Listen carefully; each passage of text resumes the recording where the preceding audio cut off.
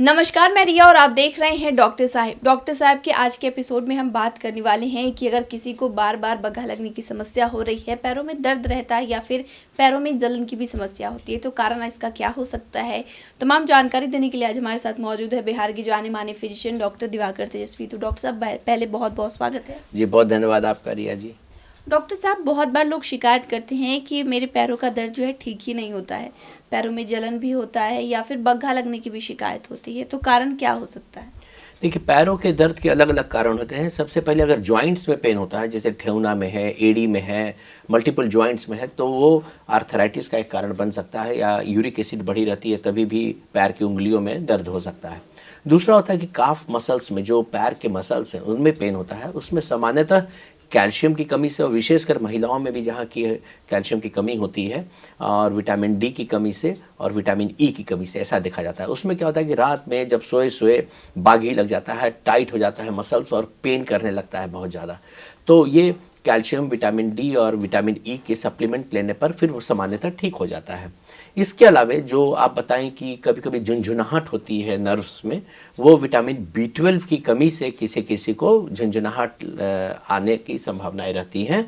तो vegetarian sources में भी विटामिन B12 की कमी हो जाती है, तो हम लोग कभी कभी उसे टेस्ट करा करके और देखते हैं अगर उसमें डिफिशियंसी विटामिन B12 की है तो उसकी इंजेक्शन या टैबलेट चलती है, तो फिर ये झुंझुनाहट भी ठीक हो जाती है। और लहर जलन जो होता है तलवे में, पैर के तलवे में, हाथ के तलवे में जलन टाइप से लगती है, वो कभी कभी डायबिटीज़ न्यूरोपैथी कहते हैं। डायबिटीज़ अगर अनकंट्रोल रहता है, शुगर बढ़ी रहती है, तो वो नर्व को इन्फ्लेम करती है, और जब नसों को इन्फ्लेम करती है तो उसमें झुंझुनाहट के साथ साथ फिर जलन आनी शुरू होती है। और उसमें भी अगर कंट्रोल नहीं किया गया डायबिटीज़ को, या तो वो न्यूरोपैथी बढ़ते हुए फिर उसमें नर्व में बोथरपन आ जाता है, और उसमें फिर उसकी सेंसिटिविटी कम जाती है, और चोट लगने पर पता भी नहीं चलता है या हल्का पता चलता है, और इस कारण से पैर में ठोकर लगती है, घाव भी होता है। डायबिटीज़ अगर अनकंट्रोल रहता है तो जलन से बढ़ते हुए फिर वो पेरिफेरल न्यूरोपैथी जो होती है उसमें नर्व का सेंसेशन भी खत्म हो जाता है। डॉक्टर साहब, अगर इन बातों पर ध्यान ना दिया गया, क्योंकि बहुत बार लोगों को आदत होती है कि वो समस्या से जूझ तो रहे हैं लेकिन उसका कुछ करेंगे नहीं। अगर रोज़ वो झंझनाहट होती है, बग्घा लगता है या फिर बात जलन की कर ले तो जलन रहता है, लेकिन उसका कुछ करते नहीं है। बहुत ज़्यादा हुआ तो दवा लेकर खा लेंगे लेकिन डॉक्टर के पास नहीं जाएंगे। हाँ, इसमें दर्द की दवाई नहीं खानी चाहिए, क्योंकि ये कारण, दर्द की दवा खाने से दर्द तो तुरंत में तत्काल में खत्म हो, लेकिन कारण का निवारण नहीं हो पाता है। और दर्द की दवा ज़्यादा खाने से अभी देखा जा रहा है किडनी के रोगियों की संख्या बहुत तेज़ी से बढ़ी है।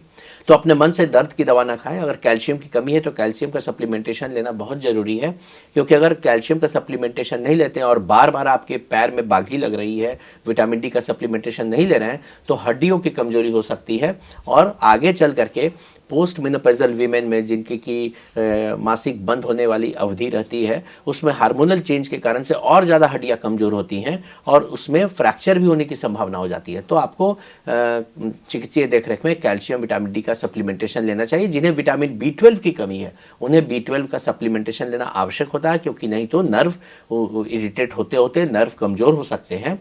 और आपने सही कहा कि अगर पेरिफेरल न्यूरोपैथी डेवलप कर चुकी है, डायबिटीज़ अनकंट्रोल रहा है, जलन लहर आ रहे हैं पैर में, और उसके आगे भी आप कंट्रोल नहीं कर पाए, चिकित्सक को नहीं दिखाया और दर्द की दवा केवल उसमें खा लिए, तो आगे चल करके वो नर्व भोथर हो जाता है, नर्व के सेंसेशन खत्म हो जाती है, और आपको छोटी सी भी ठोकर लगेगी बाहर में, आपको पता भी नहीं चलेगा। वो घाव जो है वो गैंग्रीन डेवलप कर सकता है उस घाव में, और वो इतना बढ़ जाता है घाव की पैर कटाने तक की नौबत आ जाती है। इसलिए समय रहते इन छोटी छोटी अपने सिम्टम्स पर ध्यान देना चाहिए, और समय रहते चिकित्सीय सलाह ले लेनी चाहिए।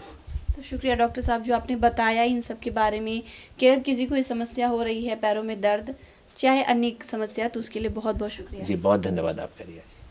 तो आप डॉक्टर दिवाकर तेजस्वी को सुने थे, जिन्होंने पूरी जानकारी हमारे साथ साझा की है कि अगर किसी को पैरों में दर्द रहता है, झनझनाहट की समस्या होती है, बग्घा लगता है या फिर पैरों में जलन होता है, तो उसका कारण क्या हो सकता है और बचाव बेहद ज़रूरी है, उसके बारे में भी डॉक्टर साहब ने चर्चा की है।